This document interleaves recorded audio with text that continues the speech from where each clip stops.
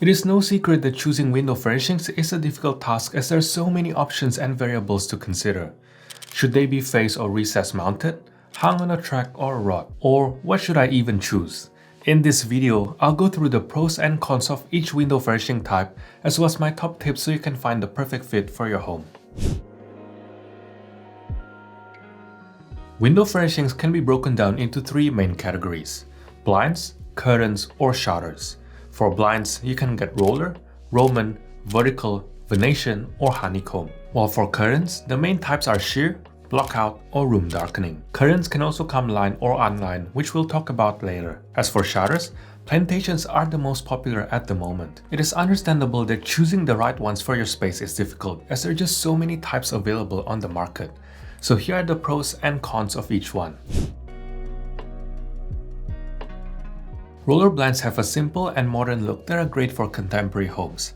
What is so great about them is that they are so versatile and can practically be used in any room. Roller blinds come in a wide range of fabrics such as flat, textured, pattern, light filtering, or blockout, and can either be face or recess mounted. Recess mount is generally preferred if you want a less obtrusive look, but they tend to have more light leakage than face mounted blinds. On the other hand, face mount is much more visible but can also be used for decorative purposes and to cover unattractive window frames. With so many options, roller blinds give you great flexibility to alter not only the look of your space but also the level of light and privacy in your room. Double roller blinds that feature both blockout and light filtering fabrics are really popular at the moment as they allow light to stream in during the day whilst having total privacy at night. As for thermal insulation properties, it really depends on whether the blinds are front or back rolled and also face or recess mount. Face mount generally helps to improve insulation, but it also varies depending on the fabrics used. For example, thick fabrics with tighter weaves are more insulating than loose weave fabrics. There aren't many cons of roller blinds beside them sometimes looking plain, which is not ideal for more elaborate interior styles.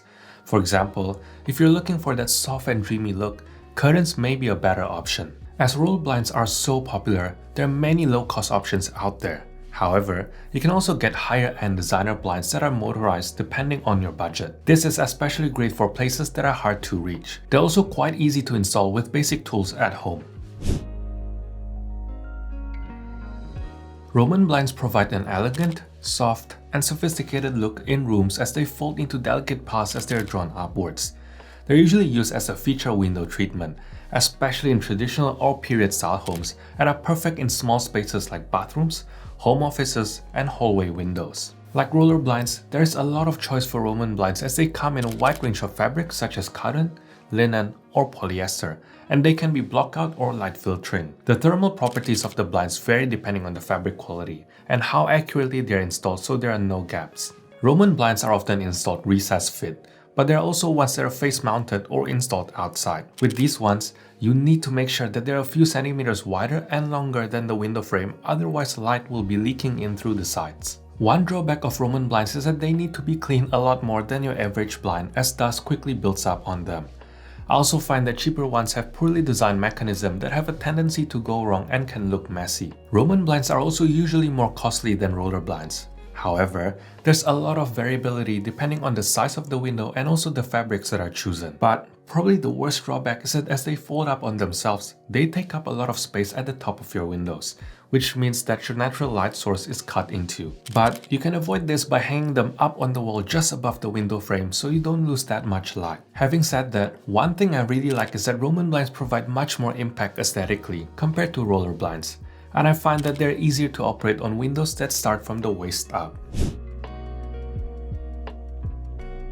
Venetian blinds are a casual feeling window treatment that feature horizontal slats which can be tilted or drawn up. They come in many different materials like timber, aluminum, PVC, and Vision wood, which is a timber alternative that is moisture resistant and antifungal. As the slats of Venetian blinds can be tilted, you can alter the amount of light that enters the room.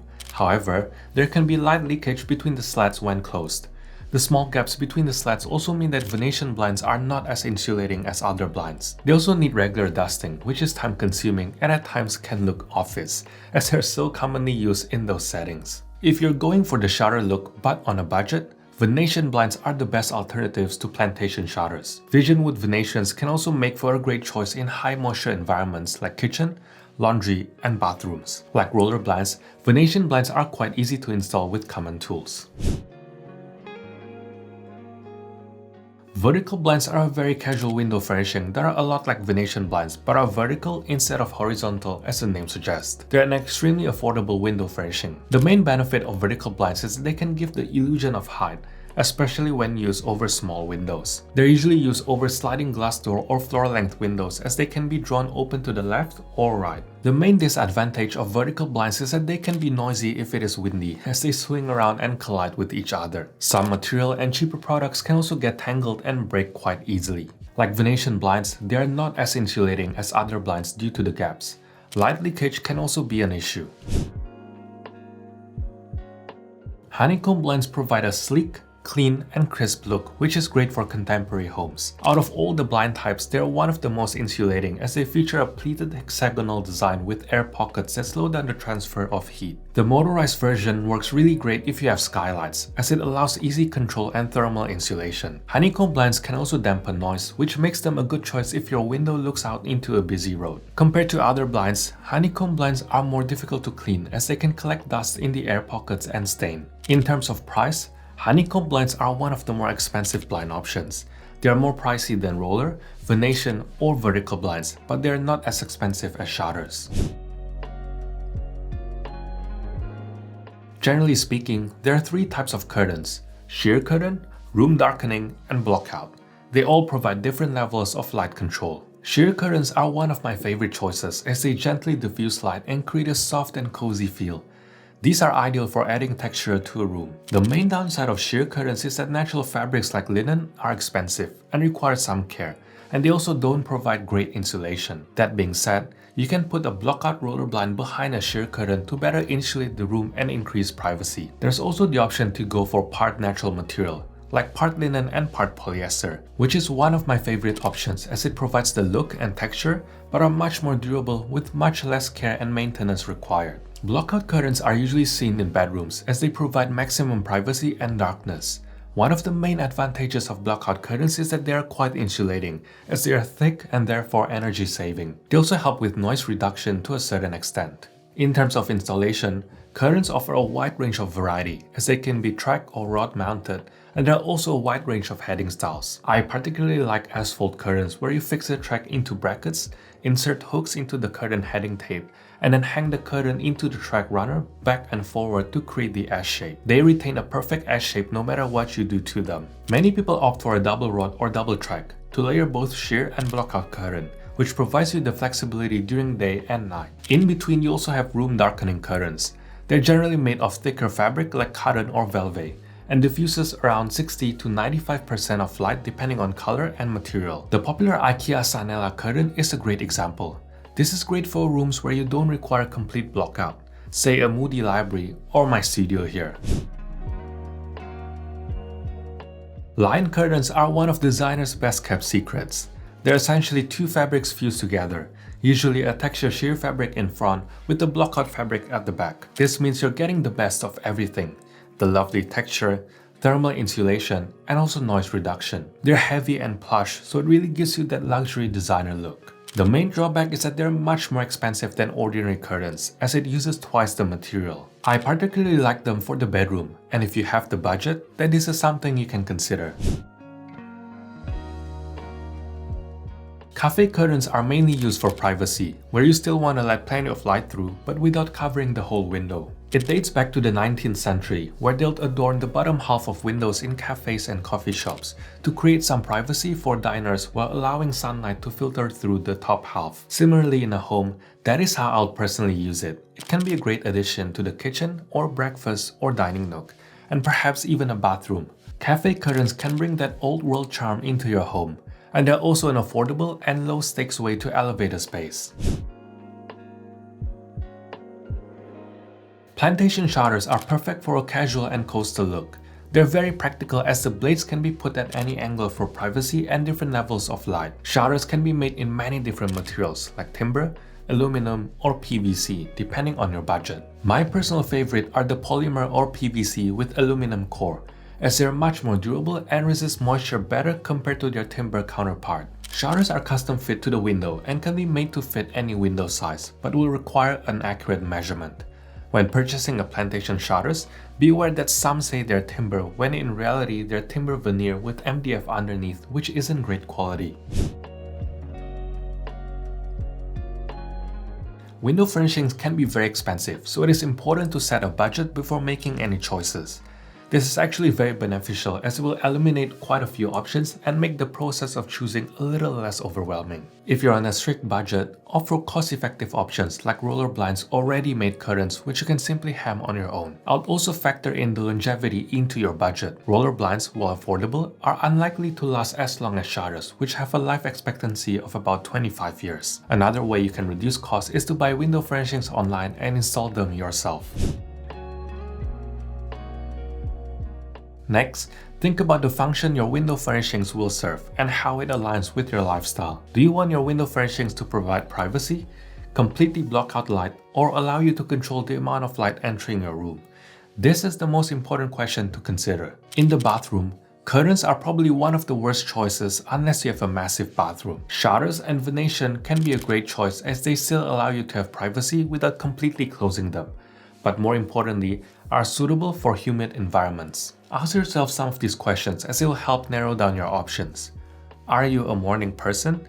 If so, sheer curtains or light filtering blinds are a good option as you will wake up to gentle sunlight. Do you need extra privacy as you're living in an apartment complex? If so, blackout blinds or heavy drapes are a good option. Do you have desk near a west-facing window? If so, blackout curtains or blackout blinds will eliminate any harsh sunlight. What is the climate like where you live?